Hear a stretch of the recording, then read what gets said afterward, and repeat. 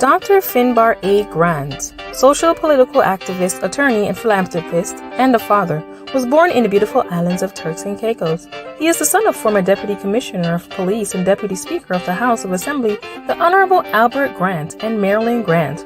Dr. Grant has a teacher's diploma in education from Michael Teachers College.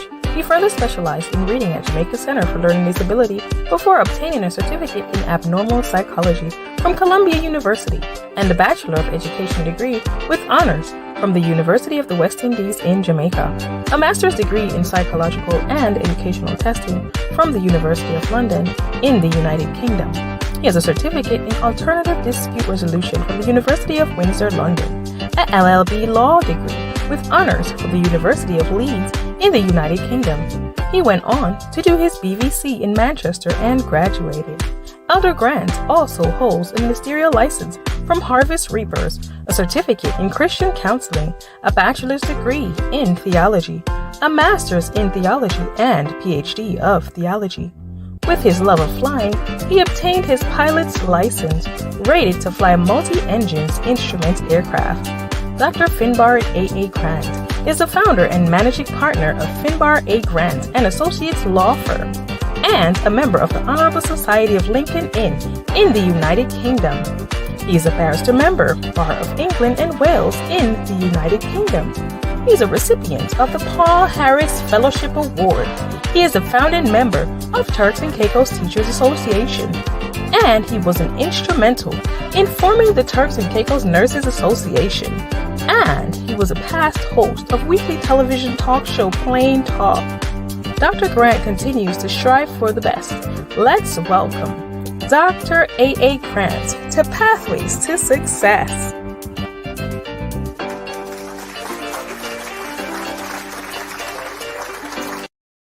Good evening. Welcome to Pathway to Success. I'm your host, Dr. Michael Hunter. We have with us, oh my God, the illustrious, a great man, Dr. Finbar Grant. What a diverse academic background, and what a man that has achieved so much. I don't know where he gets the knowledge to place so much knowledge within his brain, but Dr. Finbar Grant, welcome to Pathway to Success. Thank you, Dr. Hunter. It's indeed an honor for me to be here. I very much appreciate the invite. I don't know in terms of much of accomplishments. I'm not a man that boasts on degrees or accomplishment, but I'm thankful for what God has allowed me to achieve. It's through me that He gets things done. So I guess He needed to equip me with certain things so that I can get His work done for Him. I like that. I think I've been doing Pathway to Success for the past almost 4 years, but I've not met the persons that I've interviewed from your beautiful island of Turks Island are so academically brilliant, and they're so well accomplished in life. But there's underlying all of that, there's a great love for God, and they have a humility that is compared to none. I'm tremendously impressed with you Turks from the Turks Island. As a matter of fact, I want to say something. He also went to Michael Teachers College with my twin brother, Conrad Hunter. And I'm sure all of my Coens that is watching tonight, they're extremely proud of you, Dr. Grant, and your achievements. But with such a diverse academic background, including education, law, theology, psychology, how do you intersect in your work as a social political activist and attorney? Well, you see, probably we should first define what do you mean by social political activist.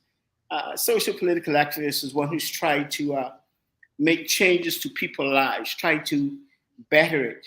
We do this by recognizing some social ills, some inequalities, injustices, probably people's rights are not being looked after, their human rights, there are many inequalities, and we try to, through education and other means, try to adjust these inequalities, so try to do away with them to make people's lives better. However one operates is a result of their training, their experiences in life. And my diverse educational background gives me a lot of room in terms of looking at things from a lot of angles. My education, for example, it teaches me how to look at things critically, how to analyze and assess situations, so I can look at a particular situation, assess it, and probably come up with better solutions. Training in law is essential because I have an understanding to the legal system, I have an understanding to person's rights. So I know what is the government's obligations to an individual, what an individual ought to be receiving. And if you know what you ought to be receiving and then you know you're not receiving it, then there's methods that you can go about to receive it. Psychology gives you an understanding into behavior, into patterns. So you're able to not only motivate yourself, hopefully, but to motivate others to want to change for themselves. And once that change is achieved, keep them motivated to keep that change. So I think my diverse training, so to speak, kind of all interlinks and helps me to better help people. Oh, that's good. But what your journey spans from education to law. What first led you to go to Micah Teachers College, then to move from being a trained teacher to law, theology, and even piloting? Well, you see, what I have learned in life, and I think this is also a biblical principle, that when you have problems, they force solutions, and those solutions are only for your betterment. Sometimes God gives us issues so that we deal with it only to grow us. I always wanted to be a pilot. And after high school, I was determined to go to flight school. I know my father had tried many ways for me to get there, but I end up in teachers college. She said, son, get an education first, and then we can go to flight school. So I end up in Jamaica at Michael's Teachers College. And trust me, I enjoy teaching. Teaching is something that you were born to do. And after I finished Teachers College, I came home and I began to teach. And given that I was seeing some issues with the teacher system, teachers, because at that time I was writing in the newspaper, raising issues. So teachers were coming to me, so we have this problem, we have that problem. Nobody's addressing it. The government just have us here, they want us to do this, but they're not really assisting us. So I told them that the only way we can get heard if we unionize, so to speak, if we can look at this collectively, stand as one voice, and we force them to listen to us.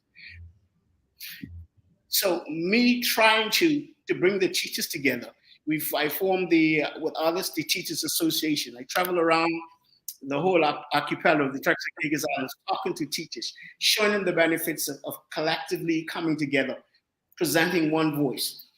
We were able to do that, and history served me right. We were one of the first associations that got recognized by Parliament, one of the first associations that had an industrial action in Turks and Caicos. We shut down the entire teacher system for 3 days over every island in the Turks and Caicos, and it forced the government to the table. I remember at that time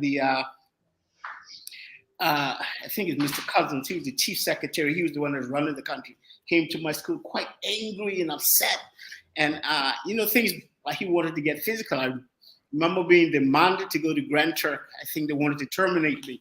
So here I am sitting in a room with these executives, all from Britain. I think there was one local lady, Mrs. Cynthia Asper, who later became the chief secretary, love her to bits. And they summoned me there in an effort to terminate me. However, before I had gone, I had a copy of the Constitution. I think it was passed to me by Dr. Conrad Howell, and I began to read on what my rights were. And I know I had a right to collective bargain. I have a right to speak. And so when they summoned me with the specific purpose to terminate me, they start talking about my termination. I began to tell them what my rights were, and the situation changed. So they realized that, hey, he knows what he's talking about. He knows that we can't terminate him. So they begin to back off. And they realized that, listen, if I'm going to help with this Teachers Association, I need to know more about unions. I need to know more about laws. I need to know more about rights. And so that problem put me into law school. So I went to law school specifically to learn about rights. So it was like a journey of always wanted to become a lawyer, but I ended up being a lawyer to better my understanding in regards to fighting for my and the other teachers' rights. And knowledge is power. As, it as, as a founder of Finbar A Grant, an associates law firm, what inspired you moving from there to establish your own legal practice, and what principles guide your is firm's operations? there again, I say that this principle of problems, I mean, God gives us issues, forcing us to grow. Uh, Having successfully negated law school, I came back and I began to practice as with a very prominent firm, and they did my training, my calling, but things at that time were, I think, were difficult or a bit of discrimination in regards of a local attorney. Most of the attorneys were expatriate and people were bringing. I know once you didn't know nothing when you come out of law school, but it takes time and experience. Uh, but there, well, to me, as a local attorney, you were put in a specific box, so you were not allowed to grow. You wouldn't get the difficult cases or the money making cases, but you were confined. And not only that, there was not a room more or less to mature within the firm. Like I say, I had a distinct feeling that being a local attorney was at odds against you. And mind you, we were just as bright as if we attended the same law schools as they attended. Matter of fact, I graduated law school with a second class honors. I had my bar, and I graduated with very competent. So on the books, I was supposed to be an excellent lawyer. But as time went by, I think my training, my time with that firm came to an end. So I was looking for employment, and this what I found the difficulty.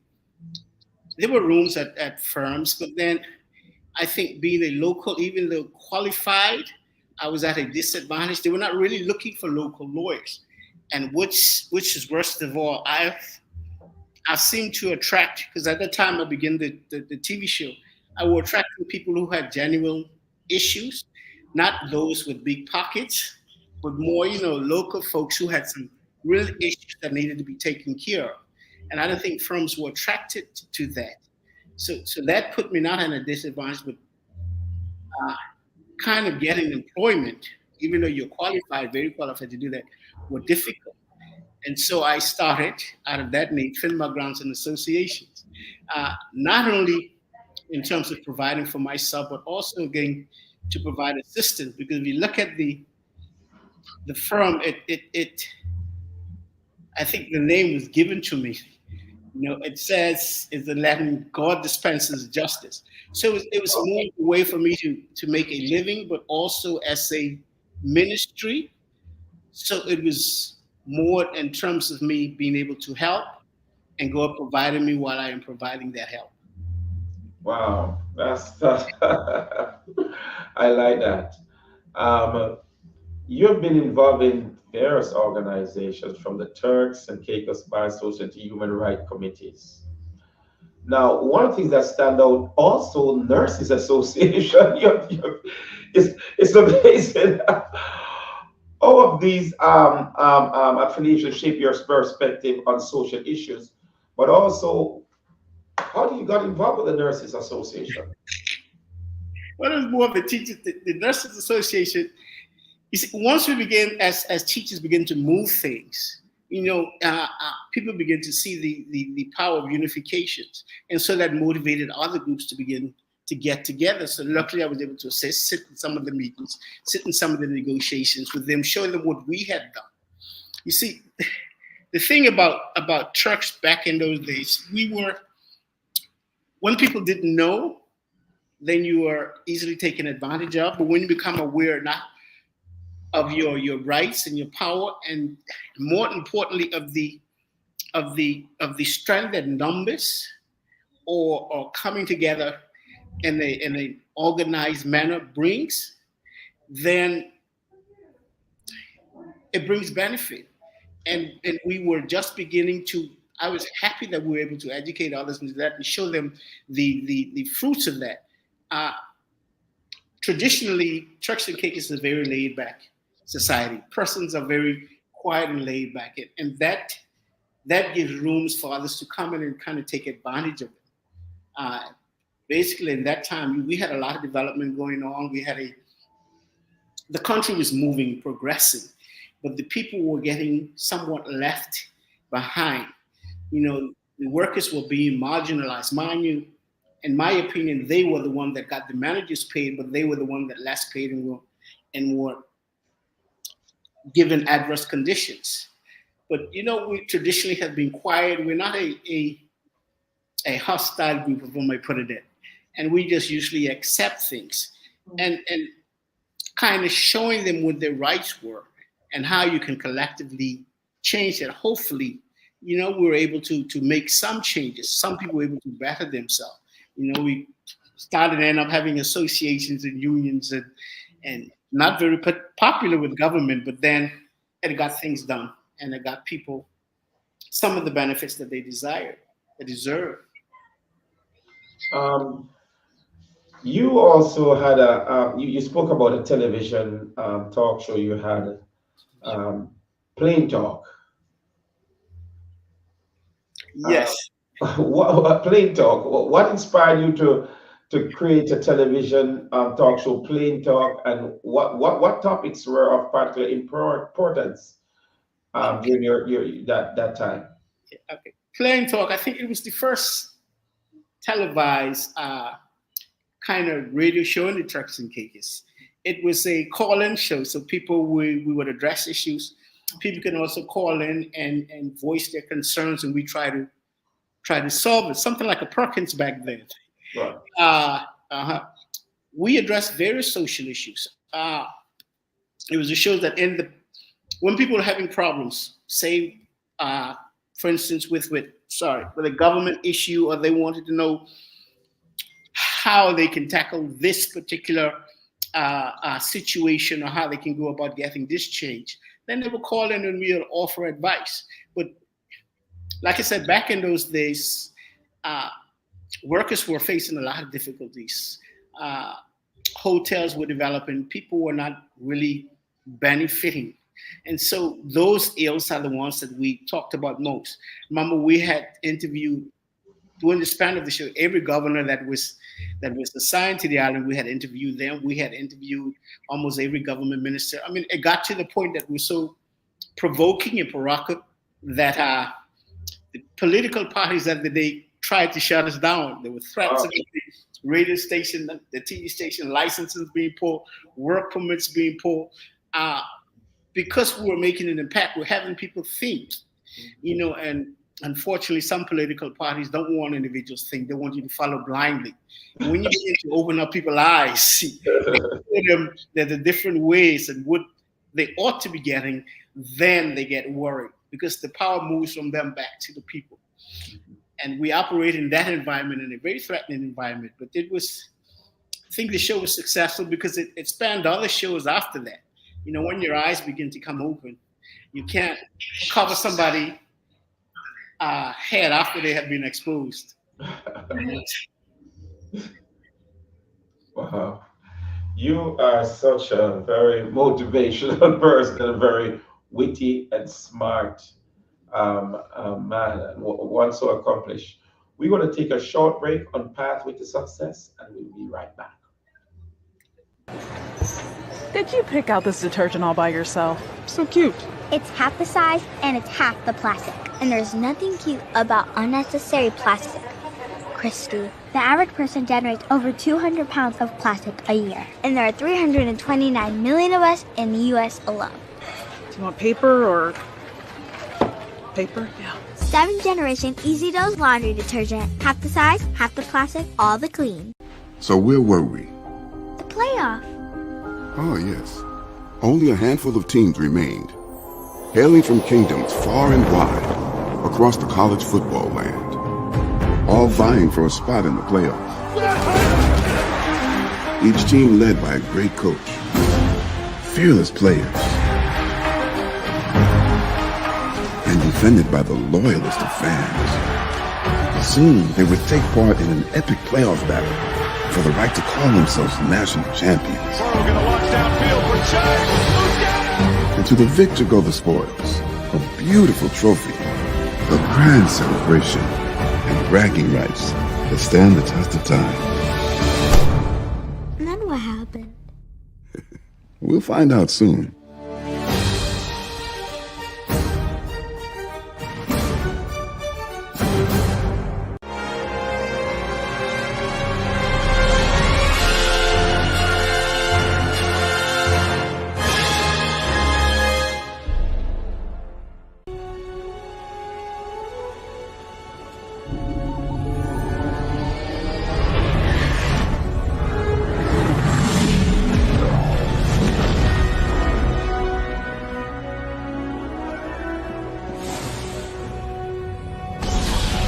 Ready?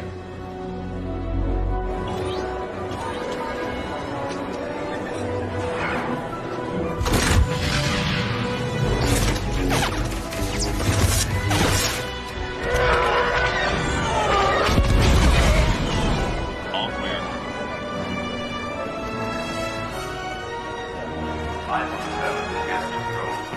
Come on out.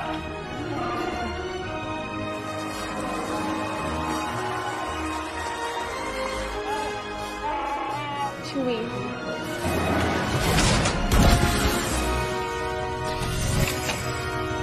know what's going on?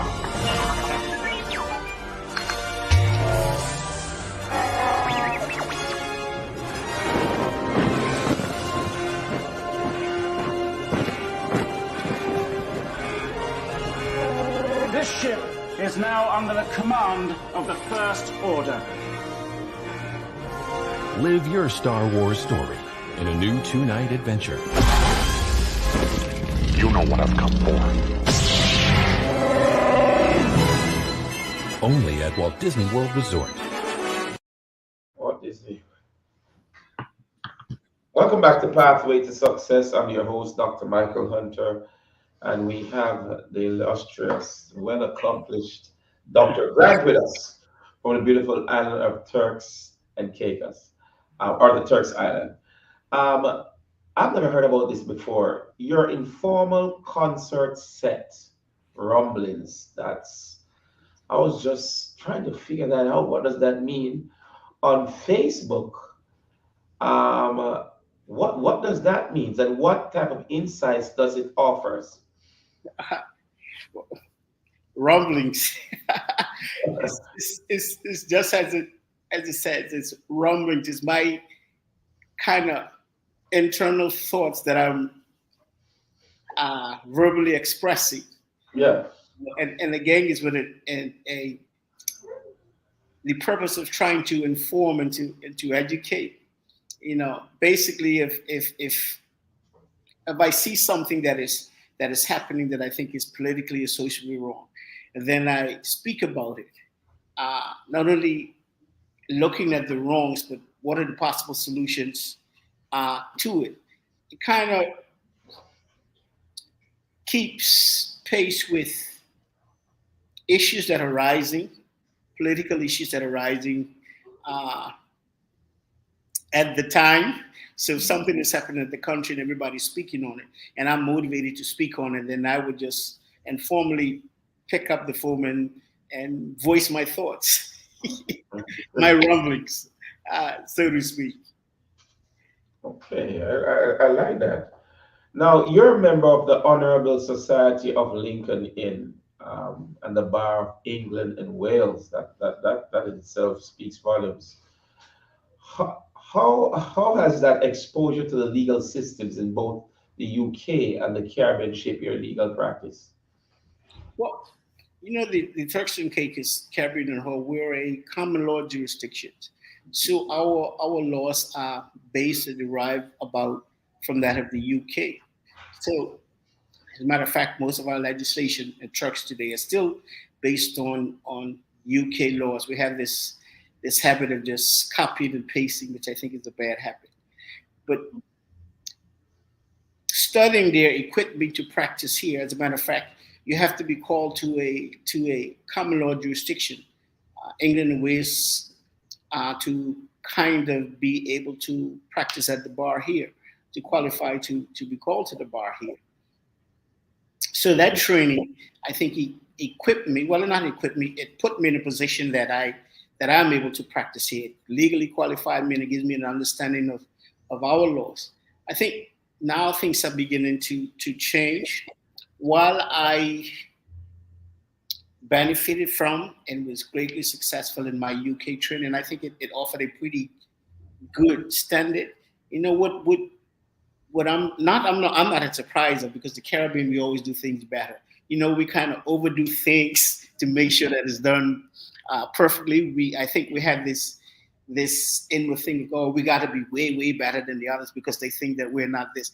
The law schools here in the Caribbean, under the Bahamas, Jamaica, I think they are doing an excellent job, and they are now, I think they're better equipping, I'm gonna get in trouble for this, students to operate in this Caribbean environment. We are now having experienced practitioners who are looking at building legislation basically out of our jurisdiction for us based around our experience. Now to practice in most of the Caribbean, you have to do a conversion course. You have to study Caribbean law. So great now is us building our own institution, our own academic side, which is, I think, is a very good thing. We offer, I think, far better training. Like I said, I'm getting in trouble for this, to operate in this environment. And in the Caribbean, we always overdo things to make sure that we are great. When I listen to you speak, you sound like the person that should be the head of of CARICOM.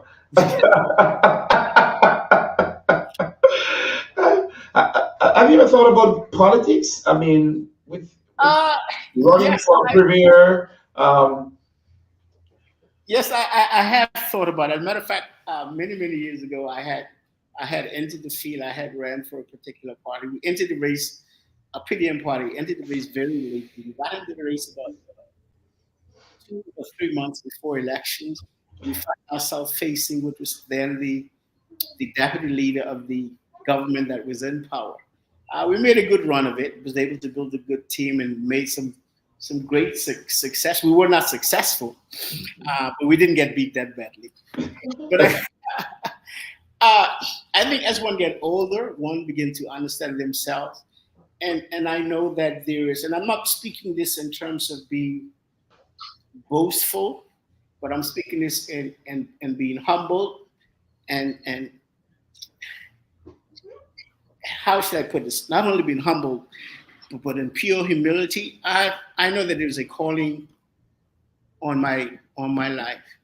It's spoken to me many times over by many different prophets. A political calling, a political and a pastoral calling. So in terms of politics, I know that I am called to it. Most of the motivations, as you can hear, and the changes that came in my life, they came out of an effort to try and better others. So it was kind of, like I said, God training me to put me in a position that He desires me to be put in, so that I can better help His people. And I realized that it's not for my benefit, but for His people benefit, which He will hold me accountable for. So in terms of politics, definitely, I had a bad taste. I had left it, but I think the calling is there, so I know I have to return to it. And hopefully this time around, I can't run away because it's there. The calling is there, and all of my desires are geared there. So I can't run away. I think eventually I'll have to step back into the arena. When is your next election? Is it 2024? Yes, our next election, well, the government comes to 4 years in power ends, I think in February 2024. That's what the term is. Wow.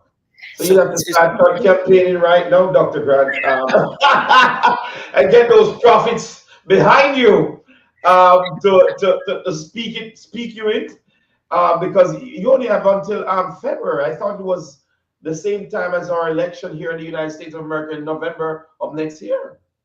Well, I think that the term comes after the 4 years. Then they have they have to close the parliament, and then they have a season of campaigning. But I think campaigning should be done all year round. But next year would be that time. That would be great. Now, with all your accomplishment, you love God. You speak a lot about God. What led you to study theology? What led you to go into ministerial studies? What directed you in that path? Again, like I say, it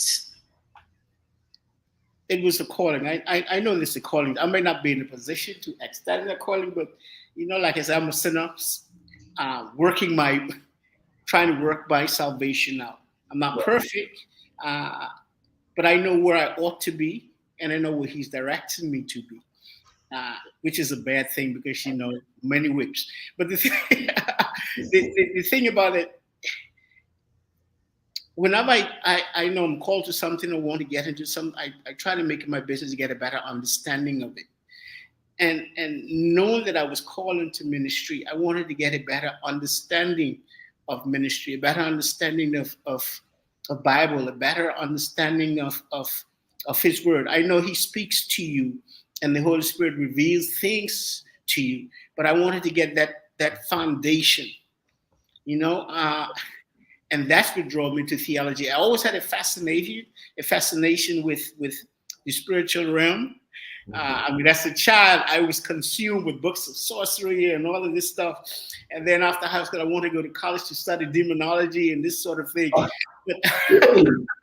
Wow. So you had you had a passion for the spiritual things, right? Yes, I had a passion for the spiritual things. What is it about the spiritual things? What you wanted to know what the future is like? How do things Well, happen? I wanted more of an understanding of Him. I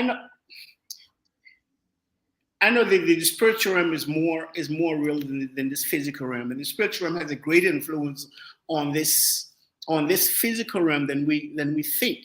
If we have an understanding of the spiritual realm, we can have a better understanding of what's happening here physically, and having God, inviting Him to move things on our behalf.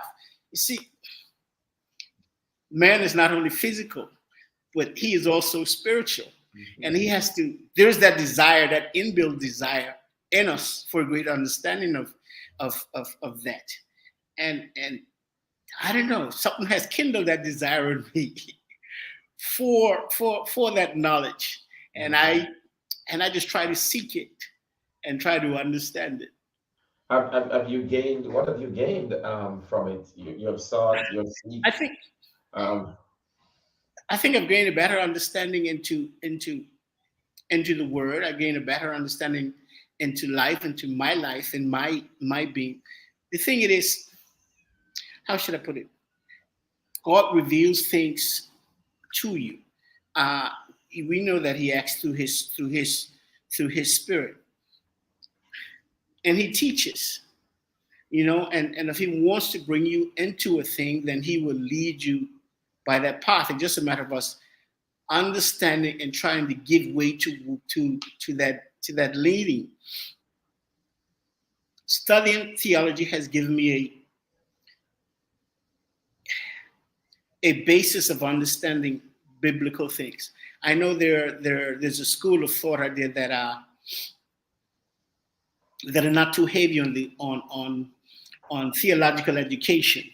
They're more akin to being led by the Spirit, which I am. I have no problem with that because I think all things are led by the Spirit. That's the way God communicates and He leads you. But I don't think there's anything wrong with having a foundation. And even if there is a conflict, which I don't see there is, you are better equipped when you understand both ways. So even I give prominence to the Spirit because I think that is the dominant part of Him. That is God actually speaking into you. And sometimes He may show you things that may not necessarily line up with what your theological lecturers say. But then that's another issue. But I think having that grounding or that understanding better enables you, if you're getting into ministry, to deal with ministry. That's good. That's good. I like how you seek more to know more things. But it's always good to the academical part or the biblical studies, but it's good to also study the things of the Spirit. That's how you see many. There are some powerful prophets that I've seen on the earth that is able to sit in their home and can tell you what will happen in 2014, 2020, not 2014, but 2024. Give you time, dates, precise Yes. accuracy, pinpoint. So, such persons are really, really connected to the spiritual realm very deep so they can see these things. And there's some things that you can be taught, but another thing, boy, you have to just catch by spending time in the presence of God. So I like that. But your philanthropic endeavors are notable. Could you share one initiative or project that holds a particular significance to you and the community? Well, most of my work with business is kind of unseen. There's some projects that are seen, but sometimes you prefer not to be seen and let people handle their business. You help with the creation, with the financing, and you look in to make sure things are run up properly. Because it's not basically about you boastfully, but it's about you being benefited, but others also. I think what has particularly strike out to me, there's the stations, but more importantly, I think the law firm, because like I said, it came out of my need, but it also came about as a ministry. And when you approach your work or your business as a ministry, it has a different feel. It's not about an income, which I admit is important and necessary because that's how the business will grow, develop. But it's more about helping people with their needs. A person come in and you feel that there's difficulties. Say, for instance, with an employment they're being taken advantage of.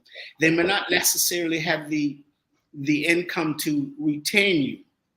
But then, as a pure firm operating for profits, you would normally leave them. But when you operate out of a ministry, then you are drawn to help. So they may not financially be able to afford you, but then you still give that assistance just as much as you would give someone who's able to do it.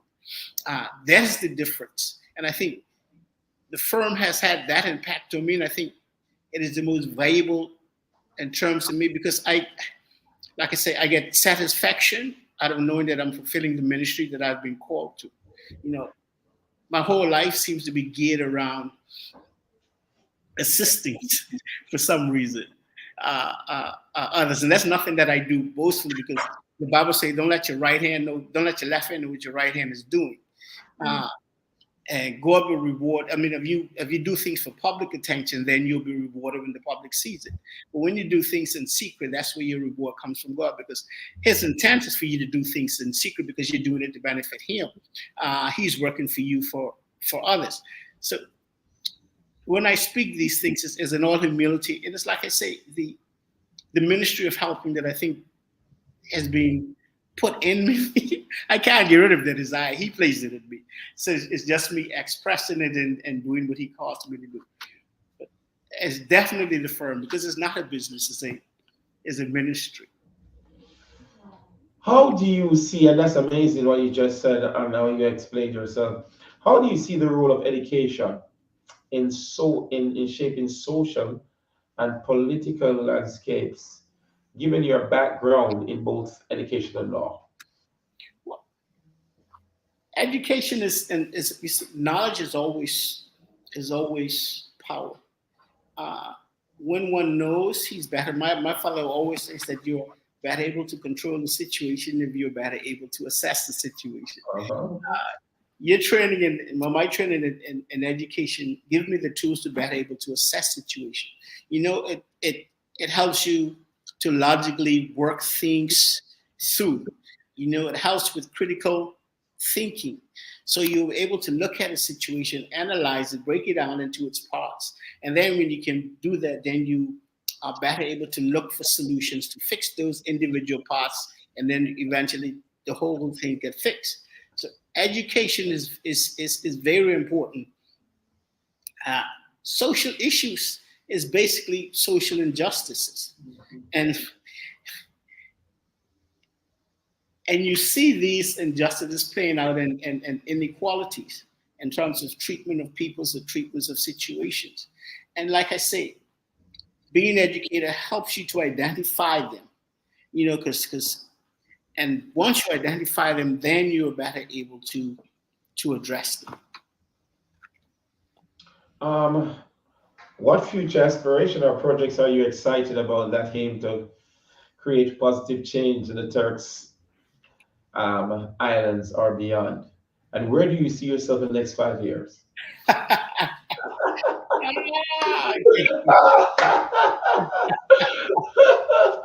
In the next 5 years, hopefully I will be in government. Hopefully I will be in a position where I can be able to better influence change. I don't want to be able to just stand on the outside and try to push people to change or have situations change. But if I'm on the inside and I have the mechanics in my hand, and probably I can help better steer the vehicle. So I would hopefully I'll be able to, and hopefully I'll be in government where I can and better make improvements for my country so my people can benefit. Help with some legislation change, help with policies initiative that see and put them at the head of the table, give them a fair shot, so to speak. Hopefully, I think that's what I want to be in 5 years. But God always has his plans. Like that, and we feel like it would be really amazing to come to the Turks Island and see you also preaching in a pulpit. That would be something. Then you step out and start calling out people prophetically, because I like that you speak about prophets, which I believe that I've always said that every great man that I know or woman always has somebody that they seek for some spiritual direction towards their path. And you have mentioned, I keep hearing you mentioned earlier on about prophets. Are you connected with prophets? I mean, within within your type of job that you do, you have prophets that you consult with. God has been so good to me that He has placed men of God into my life who are able, man and woman of God, who are able to speak into my life, Right. who see things. One of my great influences, my pastor, who recently, he's not only a pastor but a friend, who recently passed away. Also, there's, God has the things in such a manner. Sometimes you sit back and when you look and you have to think of it, it's amazing. Pastor Kenneth, for instance, this guy came from way Africa to minister in church, and God sent him to me. We've been connected for a long time. He's been able to see things, speak into me, pray over me. Sister Violet Thompson, she's another prophetess in the church in Caicos Islands. I mean, she will call me and say, God says this or do this. I mean, I invite her up to pray over me to look. I don't know how I should put this, but I think I've been blessed. I think my path has been divinely guided. I mean, sitting back now and looking at it, it's it's amazing. Yeah. That He put these people in my life who can see things, who can pray over me, who can tell me, kind of lead in the direction that God is pointing. Wow. But it's one thing that I've realized also. God will use men of God. He will use prophets, but God will also confirm things to you. Mostly when a prophet speaks to you because God has already told you, or you and you relate to what is being said. But He has His people in the earth that He has given that prophetic ministry to, that, like you say, can look into you and they can see things and they can direct you. And I think that is, like you say, that is important. Very. That is very important. Very important. In closing, I want to thank you for sharing, wow, your pathway to success. I want to also celebrate, all that you have achieved. That um, one of the things that I really like about this interview is that you put God first, and that's very powerful in all things. As we want to part on the show today, we want to say to people, put God first. You have heard it from Dr. Grant, a man who have achieved it all, studied a great academic mind. He's the owner of his own law firm. As a matter of fact, I think he has a service gas station too. And there's many things that he has not spoken about. He tends to keep things a very humble man, doesn't want everything out there. But in listening to a great man who have achieved so much, all we want to say to our viewers today, put God first.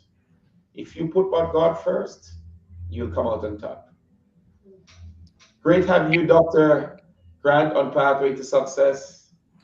Once again, I want to say thank you for having me, Dr. Hunter. It was indeed a pleasure. I've realized a whole lot of, and I want to invite you to the Turks and Caicos Islands. Come down to Providenciales, spend the weekend, do a show. Let us know when you want to come, and we will make things happen. I'm looking forward to that because you and my brother went to was the same batch at Michael Teachers College. So I'm looking for my co-ed. I'm looking forward to that.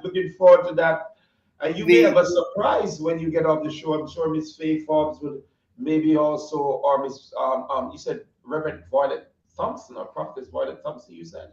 Mm. They may be able to surprise you of who we just interviewed you on Pathway to Success too. Just make the call and we will make things happen. But like I said, thank you very much. It was indeed a pleasure. Thank you very much for inviting me for the interview. And like you say, put God first in all things. I may not be a perfect man, but I know whose I am. Struggling to try to get to perfection, but and this earth will never be. But in all things, I give thanks for where I am, and I owe it all to Him, not of my own efforts, not of my own strengths, not of my own abilities, but those that He's endowed me with, and all for His purpose. And I recognize that, and I give thanks for that. Thank you, Dr. Hunter. Thank you for taking time out. And the bite for the week, put God first, and you'll come out on top. Have a great week from Pathway to Success. Good night. Thank you, Doc. Good night.